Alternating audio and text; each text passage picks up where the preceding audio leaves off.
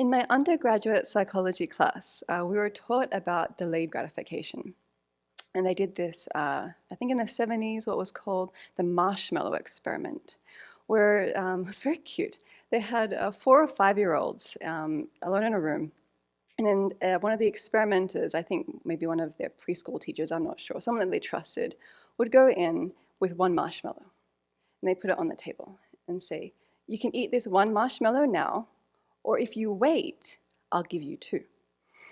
So then the experimenter leaves for about 15 minutes, I think, so a good chunk of time. And then you watch, and they had like hidden cameras in the room. And you watch these kids just looking at this marshmallow and just, some of them just stuff it in their face straight away, but before the experimenters even left the room. And then others kind of like pick it, poke it, lick it. They do all sorts of, some of them are just like, some of them hide their eyes so they don't have to look at it anymore. They do all these different things to like distract themselves and decide, do I want to eat it now or do I want to wait and get 2? And so there's this theory of if you can practice delayed gratification, there's good correlation with academic performance, with physical and psychological health, with social competence, whatever that means. Meant to be a good thing. And it sounds good, right? But there is this sense of waiting for something that, we're having, where the good stuff comes later. That we're going without something, that we have to kind of grit our teeth and bear the discomfort of not having that one marshmallow now so we can get 2 later. Or we have to, forego going to parties so we can stay at home, do our academic work, and get a good score on the test that we need to get the profession that we want. Or we don't eat the junk food, we go to the gym so we can have the body that we want, blah, blah. So in Buddhism with Attitude by Alan Wallace, in some of the introductory chapters, he mentioned this idea of delayed gratification that caught my attention. And he said that if we practice Dharma as a means to an end, so we are wanting to practice mindfulness and be more calm and peaceful so we can be more productive at work and get a pay rise or get a promotion, or if we are wanting to work on ourselves to be less angry or whatever other qualities we want so that people will like us, then we have delayed gratification because the practice isn't a reward in and of itself.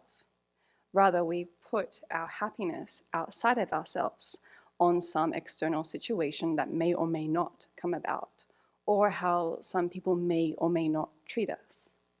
So quite precarious. And I think we've all had the experience, whether in the context of practicing Dharma or not, whether we're trying to get someone to like us or not, where we make some change within ourselves, and the other people either don't notice the change, they don't like the change, it annoys them even more, or it doesn't bring about the external situation that we're trying to bring together that we want. So yeah, putting our happiness outside of ourselves in external situations, not guaranteed to bring the fruit that we want. Whereas instead, we could practice the Dharma within the framework of immediate gratification, where the practice in and of itself is the reward. And so for me, this brings up the idea of good enough, dear, as Lama Yeshe would say, and also confidence in the idea of creating the causes, being content to create the causes. And I think these ideas sometimes bring to mind for me settling for something subpar, or that my perfectionistic mind that wants to be up here right now straight away can turn those phrases into something not quite so helpful. Rather, the mind that's seeking for perfection is the mind to be thrown out.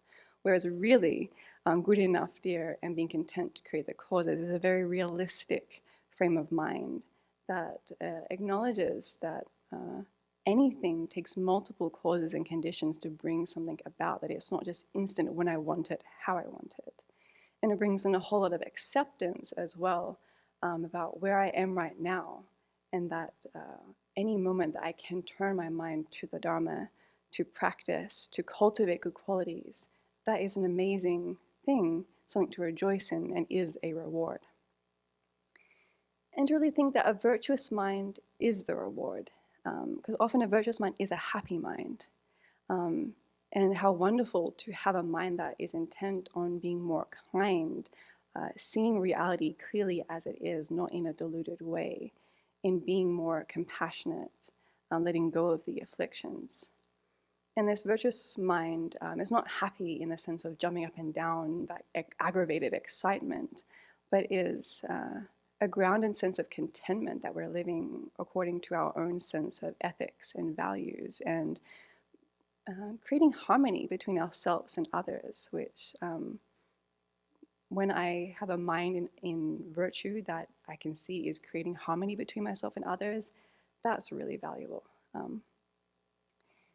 And so, I don't know, thinking about this, a qualm came up in terms of, well, when I'm angry and I'm trying to practice to be like a piece of wood and not let anything flow out of my mouth, or to try and stop the internal chatter, is that immediate gratification?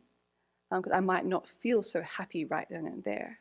It's like, well, yes, I have that immediate gratification that I'm not spewing forth more judgmental, harsh, divisive speech. I have the immediate gratification that I'm slowly weakening that habit of anger within myself. I have the immediate gratification that I'm strengthening my refuge in the three jewels and cultivating kindness and compassion.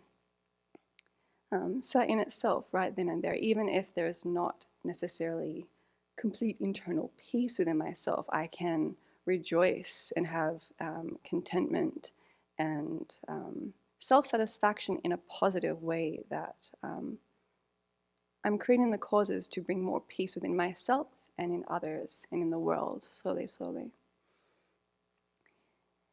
And this brought me back also to the meaning and purpose of a precious human life, where there's three purposes that are identified. One is the temporal purpose or meaning, where we can practice with a precious human life to create the causes for another precious human life, or a string of precious human lives in the future. And there's the ultimate purpose, where we want to use that string of precious human lives to attain full awakening, having that as our goal, so that we can then have a state of body and mind where we'll be best able to bring about peace and happiness for others and help them attain a state of awakening as well. And then there's here, which seemed most potent for me, was the moment-by-moment purpose, where in every moment, whether we are sick or healthy, wealthy, poor, we can practice the Dharma, whether there's challenging situations or fun, exciting, happy-making situations. And turning our mind to Dhamma, making every situation we encounter a way that we can increase love, compassion, contentment, seeing dependent arising, recognizing impermanence, bringing ourselves back to creating causes for enlightenment. That again can relate back to immediate gratification wherever we are, whatever situation we're in. Now, on that note, I wanted to read an excerpt from a letter that a person in prison wrote to someone here at the Abbey. And when I read this, it seemed just to encapsulate that sense of immediate gratification and with Dhamma practice and living moment by moment in a very grounded way, while still having the ultimate goal of awakening, working towards that. And what was this response came, I think, from a question that was posed like, how is your mind, how is your practice going? And the initial response was, my mind is a complete mess. Working through very difficult situations in the past, like sexual abuse, rape, different things like that. Going into that and trying to heal. So all sorts of emotional turmoil coming up. But still, he said that his practice is going well. And why? So he says, seriously, my path is really good. I'm able to sit in this messy process with my little toolbox of Buddhist contemplations and just work on one thing at a time. It's like pruning hedges in the midst of a thunderstorm. From the outside, it seems totally crazy. But as long as I do what I am doing, trim the hedges when they need trimming, rain or shine, I make progress. I guess that's really been my lesson lately. I can't change the world, it's too big. I can't stop the war in the Middle East. I can't cure cancer. I can't even stop the whirl of emotions that blows from time to time. These things are too great. But what I can do is work on one thought at a time. I can pick just one moment and work on that. And by this process, one moment of work, one thought at a time, I will accomplish all these other things. So I guess you can say I'm learning a different kind of patience. I'm learning to be patient with the path. I'm not in a race anymore. I'm not concerned if I become a monk in this life, if I enter the Vajrayana soon. I'm not concerned if I get the book translated. I really don't have Dharma goals anymore.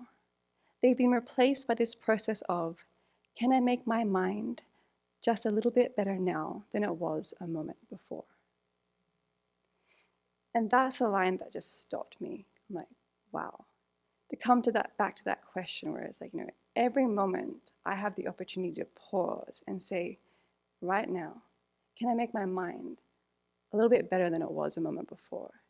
And that itself is a reward, is the sense of integrity as well that can be cultivated through coming back to our own sense of ethics and values that we want to embody and then radiate out to the world. And he continues, so to put it another way, it's easy to worry about the vast numbers of beings who are poor, but no sense in being overwhelmed by that. It's far better to be concerned with renouncing the things that we do own, to give them to the beings we do know.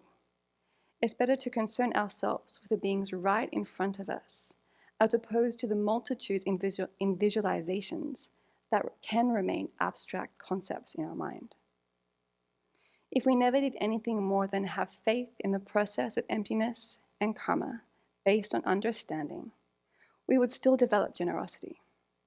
If all we did was cultivate renunciation and then give whatever we did have to the beings that we do know, then eventually we would have the boundless ability to help all sentient beings.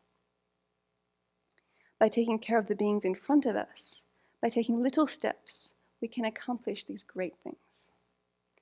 So my path has become one of little steps as of late. I'll be patient just right now. I'll be generous with just this piece of cake. I'll remember that that guy next to me was once my mother. All the rest will take care of itself. And how do I know?